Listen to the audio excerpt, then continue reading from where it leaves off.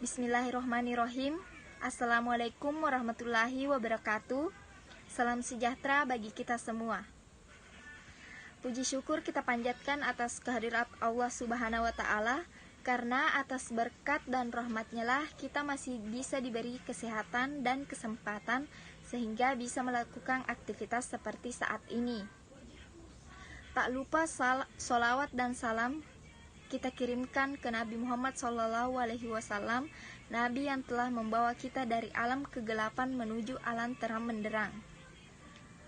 Sebelum kelompok kami memaparkan materinya, alangkah baiknya saya perkenalkan satu persatu anggota kelompok saya. Yang pertama, saya sendiri selaku moderator atas nama Anggi dengan nomor induk mahasiswa 189614006, mahasiswa angkatan 2018. Pemateri pertama yaitu Wahyuni Nabila Iksan dengan nomor induk mahasiswa 18961411013, mahasiswa angkatan 2018. Pemateri kedua yaitu Indri Safitri dengan nomor induk mahasiswa 189614008, mahasiswa angkatan 2018. Pemateri ketiga yaitu Adriani Agustin dengan nomor induk mahasiswa 18961411019, mahasiswa angkatan 2018. Dan pemateri selanjutnya yaitu Meilani, pemateri keempat dengan nomor induk mahasiswa 18961400017, mahasiswa angkatan 2018. Baiklah, kelompok kami akan memaparkan materinya yang berjudul Aliran Monetaris. Bismillahirrahmanirrahim. Assalamualaikum warahmatullahi wabarakatuh. Saya akan menjelaskan materi tentang awal munculnya aliran monetaris. Nah, sebelum itu saya akan menjelaskan apa itu aliran monetaris. Aliran monetaris adalah sebuah aliran yang menekankan pada kebijakan moneter di dalam menangani permasalahan ekonomi, di mana kebijakan moneter berarti proses mengatur persediaan uang yang beredar demi kestabilan keuangan dan perlengkapan negara. Kemudian muncullah pertanyaan, mengapa aliran monetaris muncul? Aliran monetaris muncul karena ketidakberhasilan ajaran-ajaran Keynes dalam memecahkan masalah-masalah ekonomi yang dihadapi. Awal munculnya aliran monetaris. Aliran monetaris pertama kali muncul pada tahun 30-an. Kebijakan fiskal diterapkan di negara-negara barat, terutama Amerika Serikat, dan kebijakan tersebut berhasil mengendalikan besarnya permintaan masyarakat diiringi inflasi. Kemudian tahun 50 dan 60-an. Di tahun ini, para ekonom percaya bahwa penyakit booms dan depresi tidak akan muncul kembali. Dan di tahun ini pula, orang percaya bahwa ada hubungan terbalik antara inflasi dengan tingkat pengangguran. Tahun 70-an. Di tahun ini, gejala ekonomi yang terjadi sinkron dengan tahun 60-an. Pada tahun ini terjadi kecenderungan peningkatan harga yang sangat tinggi, di mana ketika harga-harga naik atau terjadi inflasi, pengangguran malah semakin tinggi atau semakin bertambah. Sehingga pada tahun 30-an muncullah sebuah aliran yang baru yang dinamakan sebagai aliran monetari.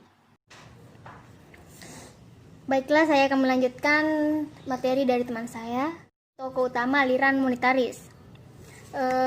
Milton Friedman lahir di Brooklyn, New York pada tanggal 31 Juli 1912. dan meninggal pada tanggal 16 November 2006. Beliau adalah seorang ekonomi Amerika yang merupakan profesor ekonomi dan dari Universitas Chicago. Dalam bukunya yang berjudul yaitu A Monetary History of the United States, menurutnya monetarisme adalah pandangan dalam ekonomi moneter bahwa variasi dalam jumlah uang yang beredar berpengaruh besar terhadap output nasional dalam jangka pendek dan tingkat harga dan periode yang lama, dan bahwa tujuan kebijakan moneter yang terbaik dipenuhi dengan menargetkan laju pertumbuhan jumlah uang beredar. Friedman sangat berjasa dalam menekankan arti penting laju pertumbuhan uang terhadap aktivitas-aktivitas ekonomi. Dilihat dari upayaannya tersebut, dia dapat dianggap sebagai sangat berhasil sebab sebagaimana diucapkan oleh pakar ekonomi makro François Modigliani, yaitu kita semua adalah monetaris sekarang. Dalam artinya yaitu bahwa hampir semua pakar ekonomi sekarang percaya akan pentingnya laju pertumbuhan stok uang dalam perekonomian. Kemudian secara keseluruhan harus diakui bahwa pengaruh pandangan Friedman dalam kebijakan ekonomi sangat besar. Hal ini dilihat dan diadopsinya kebijakan moneter Barnes oleh pemerintahan Amerika Serikat, yaitu The Fed pada tahun 1979. Friedman sangat anti dengan peran pemerintah yang kelewatan besar dalam perekonomian. Jika pemerintah terlalu besar, maka otomatis pengeluarannya juga harus besar. Padahal banyak program-program pemerintah dinilai tidak efektif dan mencapai sasaran. Pengaruh pandangan Friedman di atas dapat dilihat dari program pemotongan pajak yang dilakukan pemerintah Reagan pada tahun 1981. Kemudian selanjutnya yaitu tokoh-tokoh lainnya. Yang pertama itu Kurt Brunner dari University of Rochester. Yang kedua Alan Metzger dan Bennett M. Shalom dari Carnegie Mellon. Yang ketiga yaitu Thomas Mayer dari University of California Davis.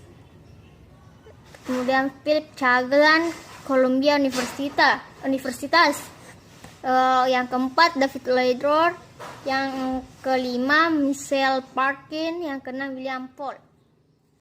Perlu diketahui bahwa pendukung aliran monetaris tidak terbatas pada ahli-ahli ekonomi dan kalangan akademis saja, tetapi lembaga seperti Federal Reserve, Bank dan Louis dan komite-komite Kongres juga banyak menganut perspektif monetaris.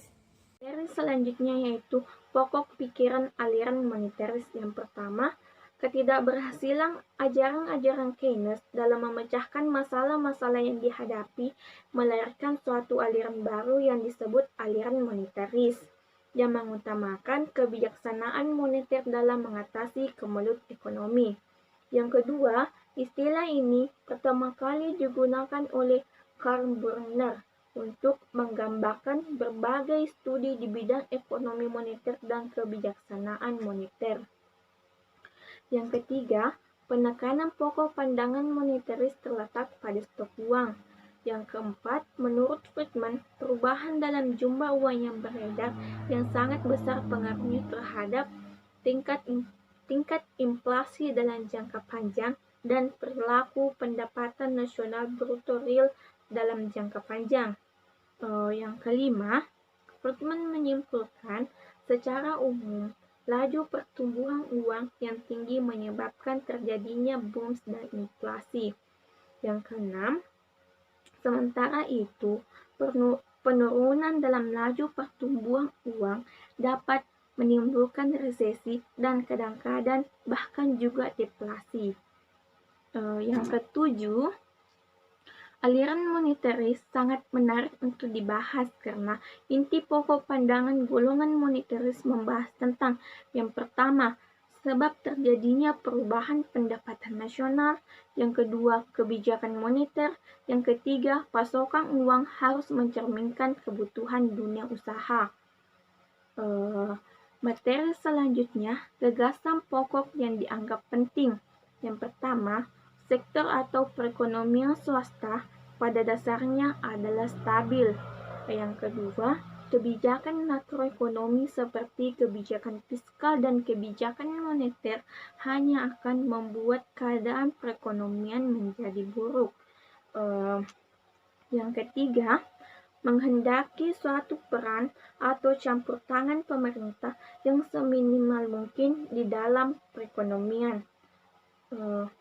Yang keempat, harga dan upah di dalam perekonomian adalah relatif fleksibel yang akan menjamin keadaan keseimbangan di dalam perekonomian selalu terwujud. Yang kelima, jumlah uang yang beredar merupakan faktor penentu yang sangat penting dari tingkat kegiatan ekonomi secara keseluruhan. Materi selanjutnya yaitu kelemahan dan kelebihan aliran monetaris. Kelemahan aliran monetaris yang pertama, kebijakan moneter mungkin sangat tidak efektif. Beberapa kekurangan berasal dari asimetris kebijakan tersebut, perubahan dalam kecepatan dan ketidakpastian dari investasi yang diambil.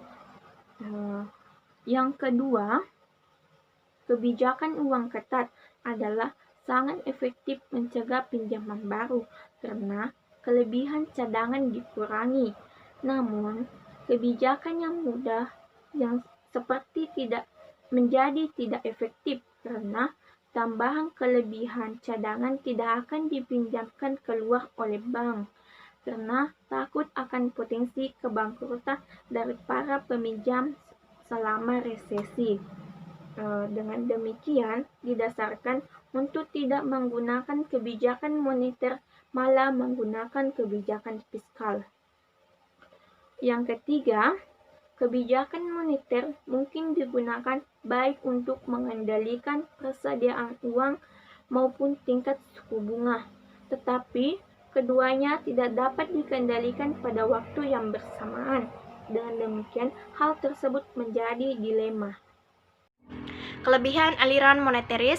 Dalam kelebihan aliran moneteris ada 4 kelebihannya yang saya jelaskan. Yang pertama, aliran moneteris mengatakan bahwa perekonomian cenderung berada pada keseimbangan tingkat output rendah yang disebabkan kurang ampuhnya mekanisme korektif untuk membawa pasar kembali kepada posisi keseimbangan pemanfaatan sumber daya penuh. Kelebihan yang kedua, aliran moneteris mengatakan bahwa turunnya suku bunga akan mendorong investasi dan turunnya tingkat harga akan mendorong konsumsi melalui Figeaus effect. Kelebihan yang ketiga, dalam usaha meningkatkan laju pertumbuhan ekonomi dan dalam mengatasi pengangguran, kaum moneteris lebih menyukai kebijakan moneter yang kontraktif. Intervensi pemerintah untuk meningkatkan output dengan menggunakan kebijakan fiskal yang tidak disenangi oleh Friedman. Misalnya, ada usaha untuk meningkatkan output dengan menurunkan pajak.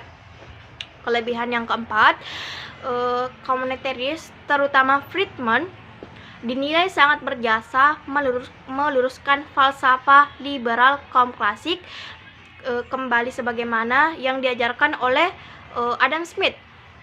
Argumentasi Friedman untuk menyokong ajaran klasik tersebut ialah bahwa benefit yang